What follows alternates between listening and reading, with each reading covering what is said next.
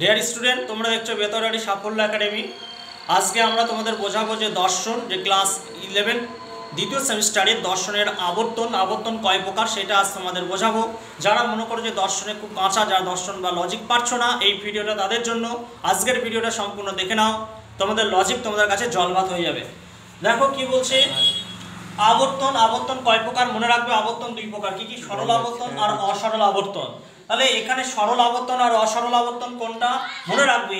এ থেকে আই, এটা হচ্ছে কি সরল আবর্তন। আবর্তনের নিয়ম কি? আবর্তনের নিয়ম হচ্ছে কি, এ আই, ই তে ই, আই তে আই, আর ও তো হচ্ছে কি কাটা। তাহলে এ আই হচ্ছে সরল আবর্তন, আর এই দুটো হচ্ছে কি, এ আই হচ্ছে অসরল আবর্তন, আর ই আর আই এটা হচ্ছে অসরল আবর্তন, এই সরল আবর্তন। তাহলে মনে রাখবে যে কোন বচনের দুটি সরল আবর্তন, সেটা হচ্ছে ই আর আই এটা হচ্ছে সরল আবর্তন। যখন আমরা এখানে লিখে দিয়েছি, দেখো এ আই হচ্ছে অসরল আবর্তন আর ই আই এটা হচ্ছে সরল আবর্তন।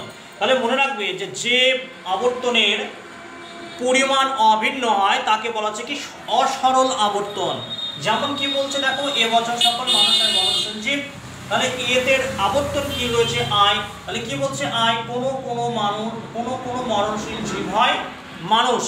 তাহলে দেখো এটা হচ্ছে অসরল আবর্তন। কেন? কারণ এখানে পরিমাণ কিন্তু অভিন্ন রয়েছে।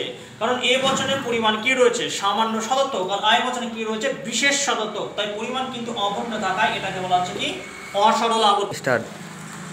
তাহলে দেখো ই বচনে কি মনে রাখবে, যে ই বচনের ক্ষেত্রে আবর্তন কি সরল হয়। কারণ হচ্ছে দেখো ই থেকে কি হচ্ছে ই, তাহলে ই বচনের পরিমাণ কি মনে রাখবে, যে আবর্তনের পরিমাণ বা গুণ সমান থাকে তাদেরকে বলা হচ্ছে কি সরল আবর্তন। যেমন হচ্ছে কি ই বচনে কি রয়েছে, ই থেকে ই, কারণ ই বচনের পরিমাণ কি রয়েছে, ই বচনের পরিমাণ রয়েছে কি সামান্য নর্তক। তাহলে এটা সামান্য নর্তক, তাই ক্ষেত্রে এটা পরিমাণ একও থাকায় এটাকে বলা হচ্ছে কি সরল আবর্তন।